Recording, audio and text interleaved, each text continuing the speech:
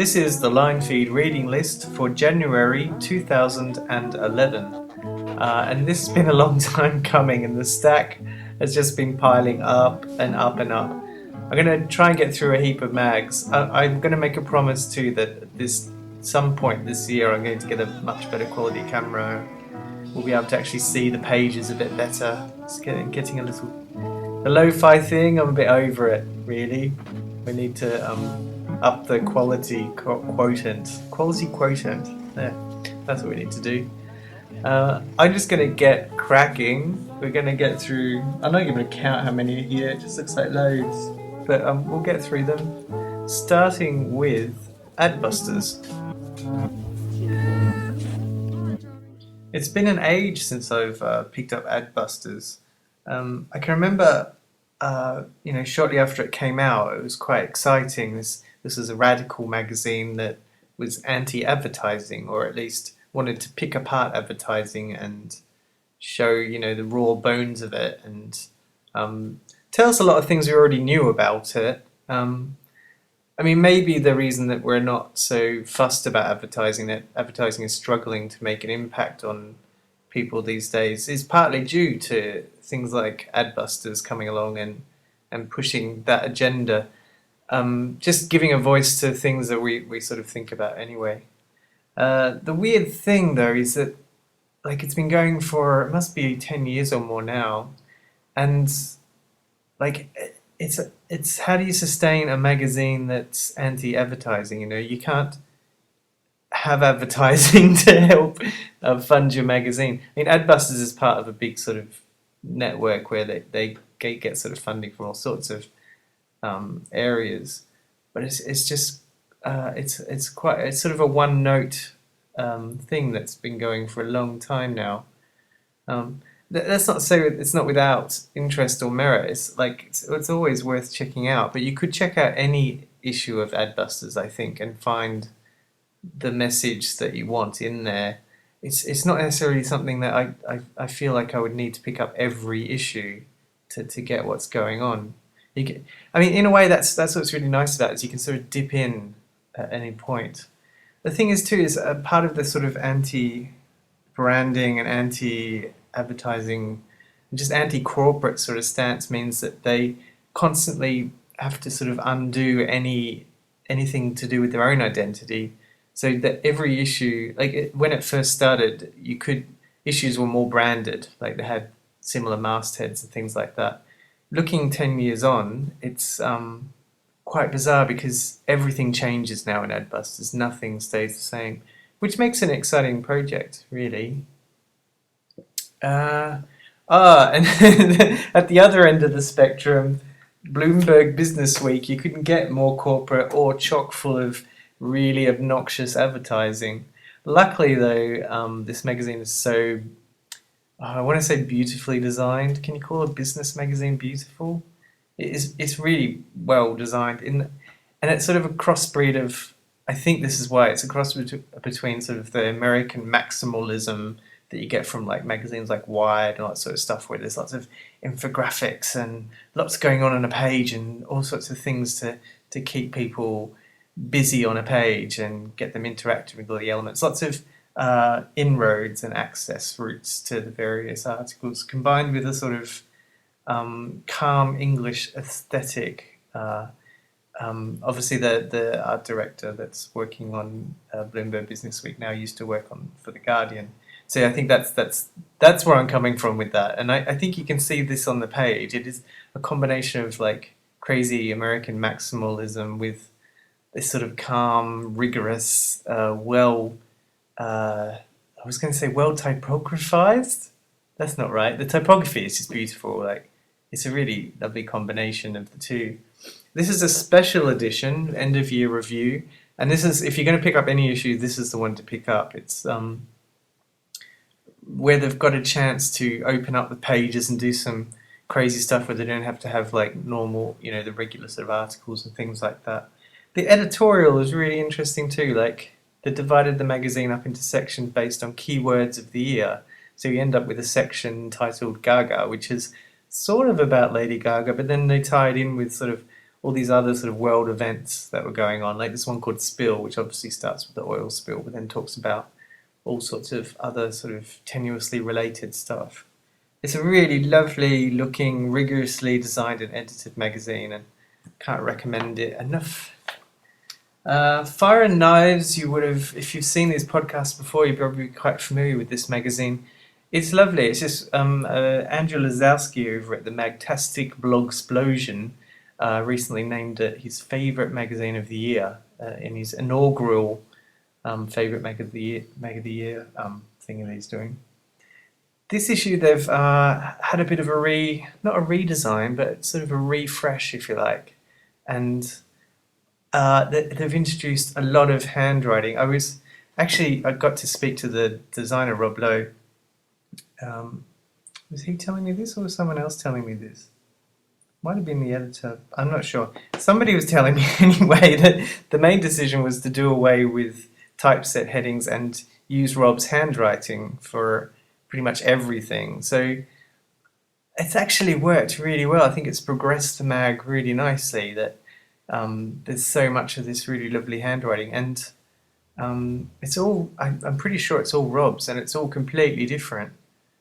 He's quite amazing the way he can swap between styles and ideas just with a paintbrush or whatever. And you can see from here, it's like there's not a lot of sameness, if you like. There's a lot of variety in the design. Oh my goodness, I'm doing this really quickly, I think. Maybe I just haven't done one for a while. This is a book. A book about a magazine, so that's how it qualifies. There's another one of those later on, but I wanted to show it to you. It's about an Australian food magazine that I remember being in shops when I was a kid and being amazed by these covers, and I think this is why it's had a bit of a revival of late, because people of a similar age to me are sort of thinking back to their childhood and the things that sort of stuck in their mind graphically. You can see from this selection of covers that I'm flicking through, it was just a visual feast. It was really, really crazy fun design, and most of it's down to the art director, who I should know off by heart, but instead I'm flicking through the magazine to see if I can find his name. It's Les Maison, I think. But anyway, he's actually created a lot of scenarios in here. You can see they sort of started off photographing actual scenarios, then towards probably early 80s or something, they start doing more graphic covers, and it was just really out there in a way that no magazine, I think, on the newsstand would try, even attempt to do these days. Like it shows you how safe magazine design has become in a lot of areas. I think even if you looked at some of the more radical magazines these days, you wouldn't see that visual impact. The sort of it's really hits you in the eye, if you like. The sort of graphic stance, and it was taken quite seriously as a really serious food magazine. It wasn't known for its design. It was just sort of something that went in partnership with the magazine. This is book. Oh, text message. I should get rid of that. Yeah, you can pick up this book from Australian gallery The Narrows. They had an exhibition recently about Epicurean magazine, and I'll put a link on the blog. This is a magazine I picked up randomly. I think I found it at the Museum of London bookshop or something. Actually, don't quote me on that, I could be wrong.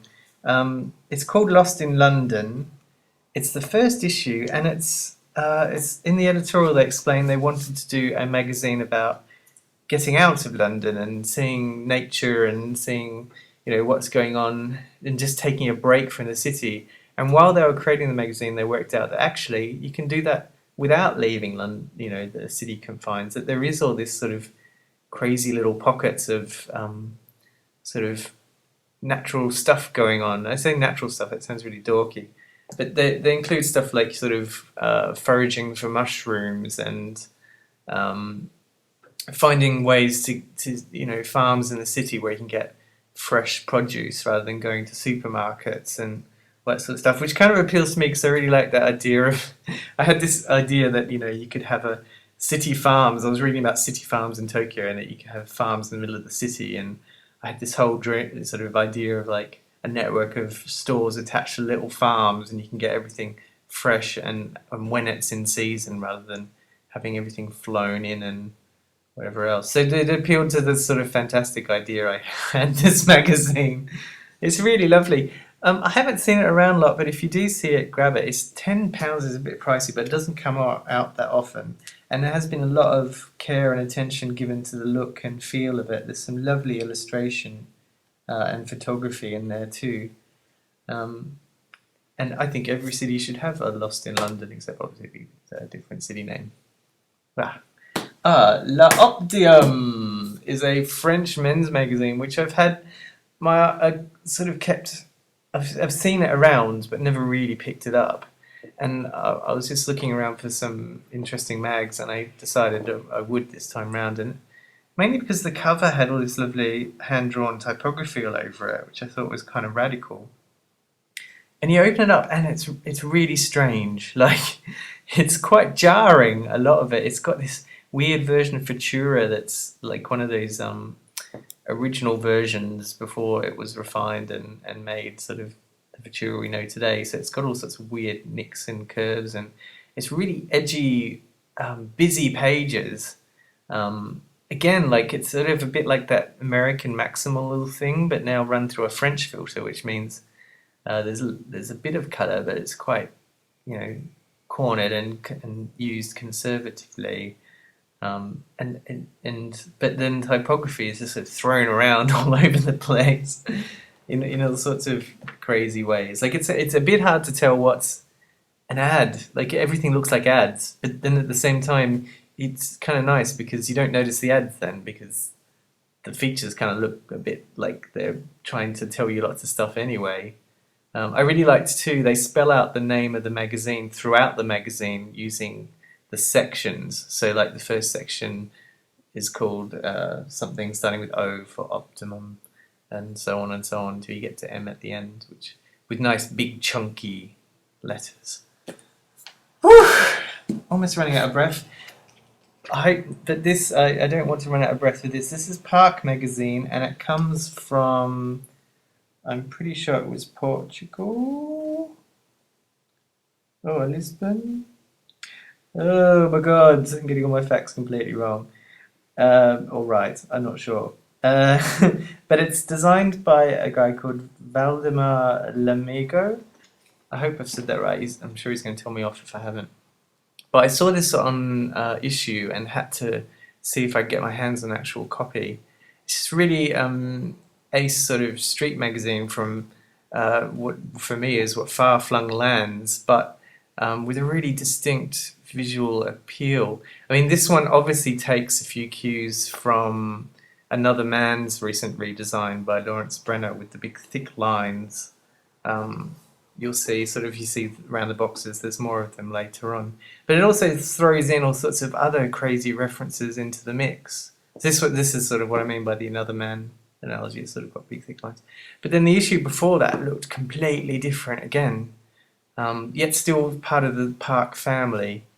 So it looks like a designer who's actually, full of ideas and wants to get new ideas out in every issue, which is the really lovely thing about being an editorial designer and working on magazines, is that you can have this idea and use it to its fullest, and then next issue have the next idea and then utilize that. So you can see from issue to issue there's sort of subtle changes to the layouts, but it still feels like part of the same magazine. I just thought this was really exciting design. I really want to keep an eye on what this guy's going to do next, because I have a feeling be producing some really nice editorial stuff designed for some time.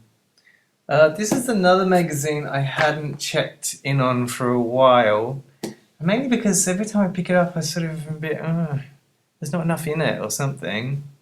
I sort of felt the same with this actually. Lodown. I really liked it when a guy called Parq was art director. I used to buy it quite often, but ever since he sort of took a back seat, it sort of floundered a bit. They went for a while. They had guest designers every issue, which was kind of interesting, but again, really patchy. The content itself is worth picking up. I mean, they have this section about zines, and you can catch up on a lot of sort of magazines and stuff you wouldn't see. But then they still have these weird sort of vaguely misogynistic design illustrators appearing every now and then. You know, like there's one further on. It's really lovely illustration, really interesting, but you know what are they doing? You know, it doesn't. It used. I think the problem is it used to be like hardcore skating mag,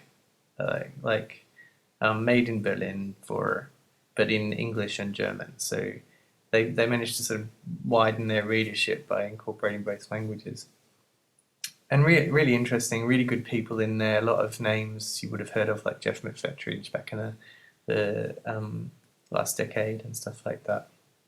I just I don't know what it is. Just there's good ideas in here. It just doesn't seem to come together. I mean, this middle section is quite an interesting idea in that it's just black and white, like on different sort of stock.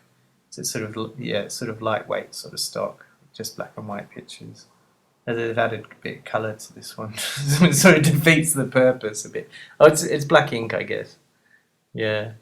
So that's really interesting. It is some more of this vaguely misogynistic illustration work. You know, women getting raped and their heads cut off. It's great. Yeah, I'm glad we're living in the year 2011, and this is what is meant to be cool. More some Barbie doll stuff. Oh, I don't know. They just haven't moved on enough, or maybe I'm just getting old and it's just not appealing to me. I just don't feel like Lodown's really moved anywhere. If anything, they've sort of lost a bit of the personality they used to have, which saved them a bit. Still pick it up and flick through it, hoping it will surprise me, but hasn't so much yet. Whereas Sup magazine is really ace. It just gets better, and it's quite funny because they've had quite a strict layout where the left hand side of the page is always in the Typeface Universe and the right hand side was always in Times, and you can sort of see now that they're possibly getting a little bored with that and starting to play with it. One of the lovely things about Sup magazine too is it's a music magazine with some really abstract, crazy sort of photography. Like this article for a band called Night Slugs, you never see their faces. It's always the back of their heads, or there's a bag in front of it, or it's really funny that you present like a new band that possibly people haven't heard a lot of and then not show their faces. But then like sometimes when they do just normal photography, it can be really stunning as well, like this picture of, I think it was a band called Kisses. The sort of to counteract the quite sort of monotone feel as well, they've started inserting a lot more colour, but in a really sort of particular way, like this center section, which is on a nice glossy stock, and in crazy colors. Like they've put a whole heap of gels over the top, and they've even like the type on either side is even like in multicolored things. So you go from this sort of blue and black and white monotone thing to this really lovely, bright, colorful. You can't see it very well, but all the paragraphs are in different colors there. And then the back section is red. It's just really good because they've obviously set a few rules for themselves, and they've started breaking them quite dramatically with this issue. There's a really nice bit at the back about occult music. I was a bit obsessed with the sort of idea of the occult and stuff on Linefeed for a while, you might have noticed. So I was like, oh, occult rock, this is cool. And a really quirky illustration too, sort of weird JPEG-y, nicked off the net collage thing going on with sort of crazy shadows dropped in. And you can see too, like they've started playing around with typography as well. Sup, still a fave and always worth picking up. So sort of a bit of an intermission. What do I do with my phone? Oh, we're back. Not much of an intermission. Electronic Beats magazine. Again, this is one that I just always like to check out. This isn't a particularly amazing issue, but it's still really worth having a look. And it's kind of part of my fascination with German magazines, like the way they look really sort of staid and plain when you look at them, and then when you start actually looking at the photography or the little twerks, little tweaks. I don't know what word I was aiming for there. You start to notice it's quite quirky. Oh, that's where it came from, and quite weird. Like they've got a special 10-year edition you just saw there, and they've just sort of got some confetti and placed it behind all the images and the text, which is really simple. I think what it is that a lot of these German-based magazines just have really simple, amazing ideas that don't need, dramatic flourishes or anything to let you know what's happening. This is the dance issue, so again, this is really simple. Let's dance, no thank you. It's just some feet and then 2 feet. It's those sort of simple ideas that, as an editorial designer, takes so long for me to get to. Like, it's so much easier to busy up a page than to strip it down and just have like some really witty, cool idea, which is why I admire mags like Electronic Beats so much. Plus, it's produced by a mobile phone company, so it should be the crappiest mag ever, and it's quite good, and it's been going for a while now. Nico. I want to really like Nico, but again, like I don't know if I'm getting old or a bit prudish or what, but I'm just sick of seeing magazines with women prostrating themselves with their clothes off on floors and just, Nico it's so weird. Like, there's some really awesome articles. Like, there's this one where Jeremy Leslie from Mag Culture interviews a couple of editorial designers, Mario Lombardo and Mike Muir, both from Germany, and both obviously, like, I was talking about German magazines. I was like, wow, this is cool. 2 German magazine designers being interviewed. I was really excited. And Mike Muir obviously does 032C magazine, which is really interesting from an editorial design perspective. So, like, there's lots to recommend, but then I feel kind of embarrassed recommending the whole magazine to anyone, because there's just all these pages like girls' tits and bums sticking out. And when they do sort of have a male fashion editorial, it's either really boring or really overtly crap. Like, there's this one with this guy wearing, I don't know what he's wearing, sort of. Maybe I'll flick past that. I can't bother describing it. I would be happier if Nico was thinner and they just got rid of all the fashion editorial, because it just really doesn't. Unless you sort of like tasteful, pervy, porny pictures of girls, really young girls, then see, there's a good example. That looks like American Pal ad, doesn't it? You just sort of know that those pictures, they were like, I want to do this, so it's going to look really like this, but actually the photographer's just thinking, wow, she's got great tits. Maybe I'm giving it a bit of stick, really. This is another article that's worth picking it up for. This is about the art director for Nova magazine back in the 60s. Though again, like, Nova was meant to be empowering women, but all the photos they've chosen are pretty much of naked women, so it's sort of a disempowering article about meant to be an empowering magazine. It's enough about Nico. What am I looking at?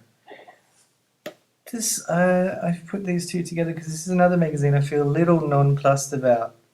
I don't know what it is. It's really nicely designed. It's got some really interesting articles, but the whole thing just doesn't seem to hang together terribly well. There's nothing I feel like I can sort of grab in this magazine. It's called Underscore. This is the 2nd issue, and it's produced in, I think it's Singapore. Just having a look, which makes it, doubly interesting.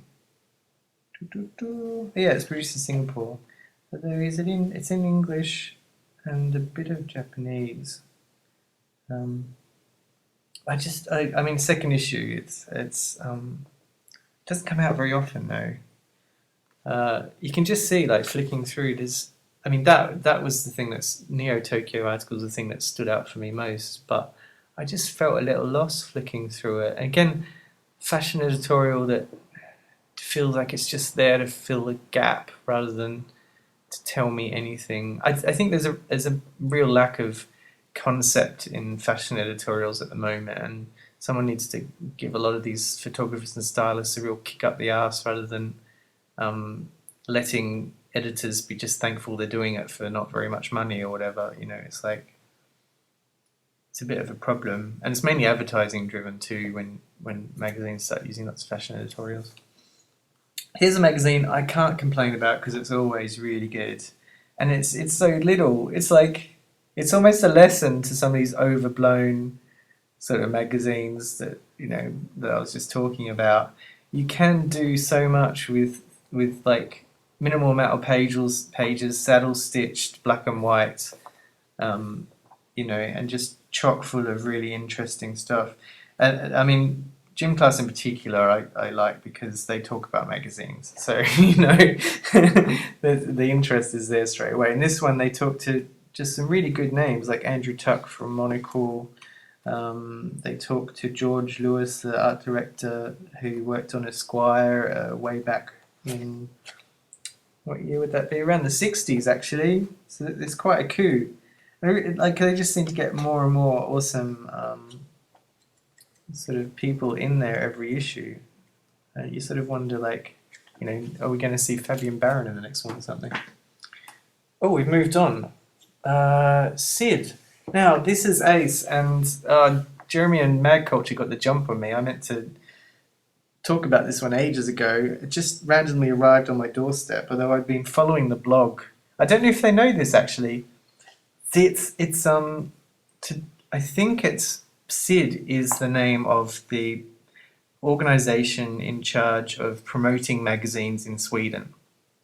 They have a blog, which I'll put a link to on my blog, and they've produced this publication which interviews a lot of editors and magazine people from all over the world, and there's actually quite a few English magazines featured in here, including I just saw National Geographic, but they also talk to the editor of The Gentlewoman and Acne Paper, and which is actually Swedish but produced in London, Apartmento magazine, and they feature things like Little White Lies and things like that.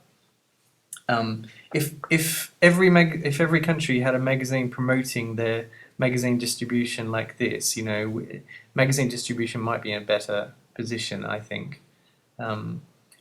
Make sure you swing by the blog. Always interesting and worth looking at.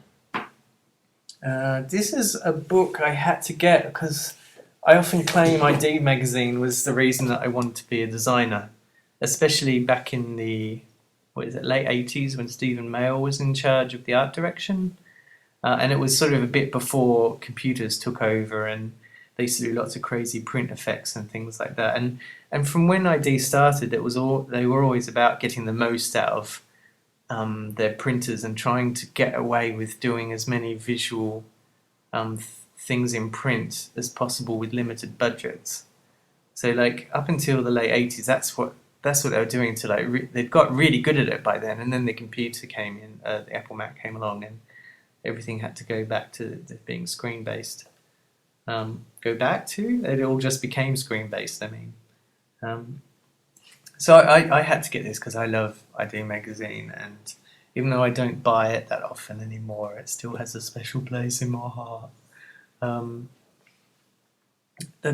This book though annoyed me. I'm a bit whingy this time. It really annoyed me, mainly because I wanted to go straight to the pictures of the covers and read about all the crazy behind the scenes stuff that went on, and instead you get like Naomi Campbell going, "That was a really fun day.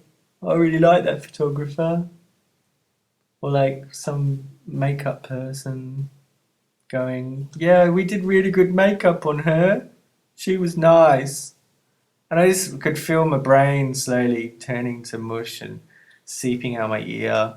I mean, there's some good interviews sprinkled around there. Like they talked to Scott King, who's always worth having a read of, and they talked to Richard Burbridge, the photographer who did these images you can see now, which he did quite a run of them for a while. Really striking covers that ID did. I think almost they could have just kept him doing covers forever, and they had to sort of wean themselves off getting him to do them. But yeah, they obviously, like, the whole thing with ID is that they're current and that they're always about the new. Although when you read the pages and they got, you know, articles about Shireen Spiteri, whatever her name is, you sort of think, wow, you're not very current. Oh yeah, this was a bit about Japanese ID as well, which was kind of interesting. But yeah, what they've done is they've put the most recent covers at the front rather than starting from ID number 1. You sort of go backwards to ID number 1. And you sort of feel like this page, these are really interesting covers. These are the ones they wanted to read about, and they just haven't really bothered with the editorial. Like, they just don't say a lot about it. And there's so much that you could. That's what was really frustrating me. I was like, there's so much in these covers, and you're just more excited about having, you know, that chick from X Factor on a cover, and no one cared about that. Whereas, you know, having this crazy sort of comic strip cover is just like awesome. It's something no one does. Plus, they stuck ads in it. They put ads in the book. I mean, I paid for the book anyway. You don't need to put ads in it. What was with that? You know, maybe I'm too passionate about this magazine in particular, but they've done, this is just, I still look at it because it's got lots of lovely covers in it, and that's it. Don't read it, it's rubbish. Loud and Quiet is a free sheet, and it's really good, and it's available around London, and the design does what a newspaper should, and it keeps it really clean and simple, lots of air, lots of really lovely readable copy. I just really like it. And this was a special 2010 review issue. So they managed to inject a bit more colour in, and they've just done it in a really simple but really effective way. And I just think, like, as far as free sheet design goes, it's just ideal. It'd be quite nice to see something like the Metro going completely minimal like this, and you know, see what people's reactions would be. Although they'd have to tone down their editorial too. Metro is not a good example. I shouldn't have said Metro. There's another. Oh my God, I'm sort of running out of breath again. This is a great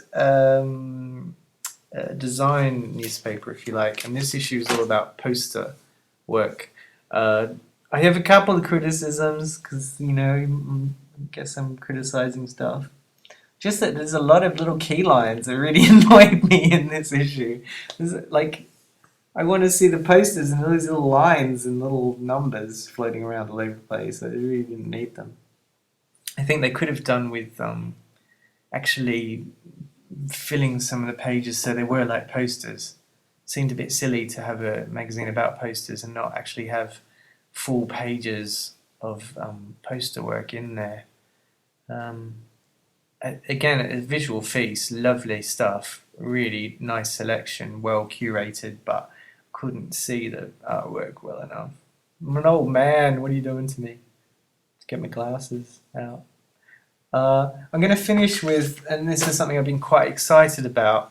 This is a book called, it's not a book, it feels like a book because it's got a hardcover, but it was a periodical published in, I'm going to tell the exact date, in September 1959.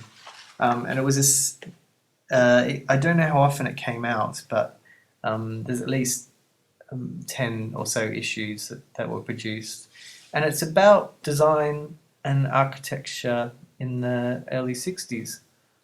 The things to note about Motif was that it was beautifully printed. Like this video will so not do it justice, but there's an article about a woodcut designer that we're looking at, and you can see every tiny little etched detail. It's just beautifully produced, like in a way that you just don't see things produced these days, like with this attention to detail.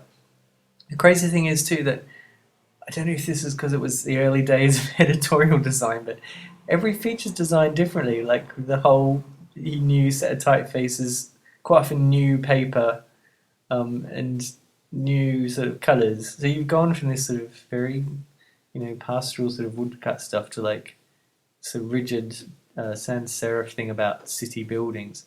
And then you have this wonderful, I'm just going to gush about this, wonderful section of prints just of shop fronts that an illustrator called John Griffiths produced for them. And he just went around drawing shop fronts in London. So it's not only a document of what shops used to look like design-wise in London, but it's also a really lovely series of prints that just really lovely to have, and a really interesting color separation thing going on too, like making the most of playing off two or three color things with each other. This section is on like really sort of almost thin sort of Bible paper type stuff, and this is their typography section where they talk about Hermann Saft. I'm actually feeling the paper now. It's really lovely stuff. It's sort of really silky. It's just like a complete design geek's dream, because you can imagine at the time it would have been so inspirational to designers and creatives, because it's such a mixture of lovely print techniques and lovely paper and amazing what would have been current illustration. It is occasionally let down by these sort of wafty art-based features, but then they pick it up again with like things like sculptures on council estates, or like this thing on the news type of postcard. What do postcards look like these days? Here's a few. And then back to typography. If you can see, I know a place that has a secret stash of these, which I'm not going to give away, but if you do happen to stumble across any issues, they tend to go for around £25 to £35, but they're really worth it because they document a time in design when quality was just at its utmost, and I really, really strongly recommend you purchase that if you find one. Oh no, I've cut to the end. Wow, how long was that? It's like half an hour. You've been very patient with me. I'm sorry it took so long to do this. Hopefully the next one won't be much further away because the stack is already piling up. I should say goodbye. Thanks as always for dropping by.